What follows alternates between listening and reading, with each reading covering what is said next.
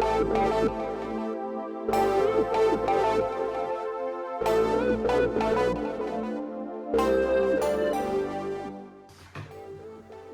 hovory z kotelny budou s firmy Perseus, v obci Běchary, kde na starosti kotel má Martin Košek.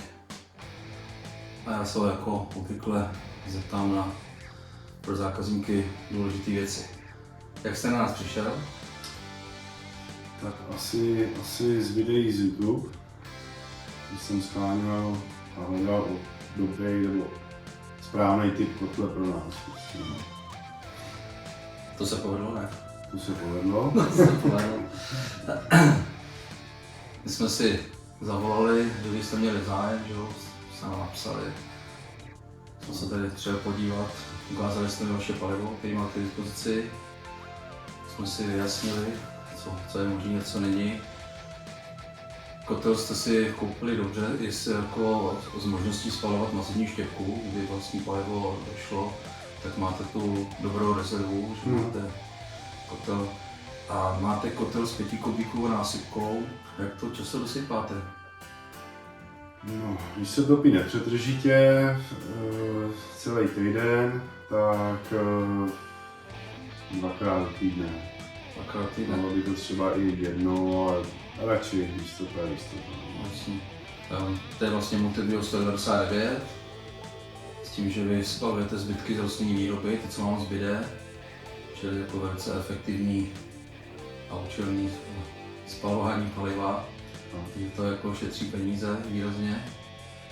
A na začátku jsme měli takovou věc, že jsme to nemohli na naše palivo nastavit, co?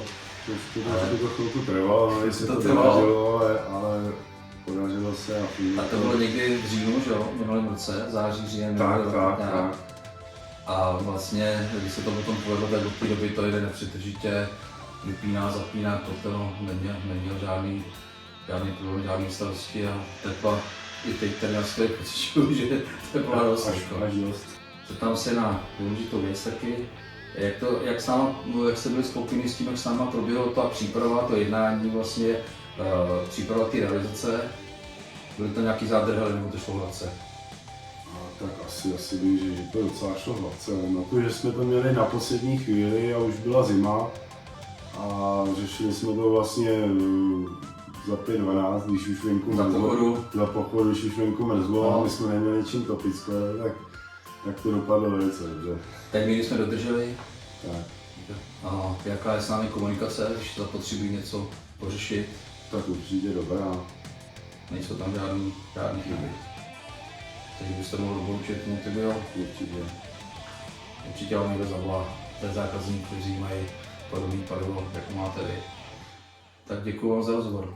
Taky.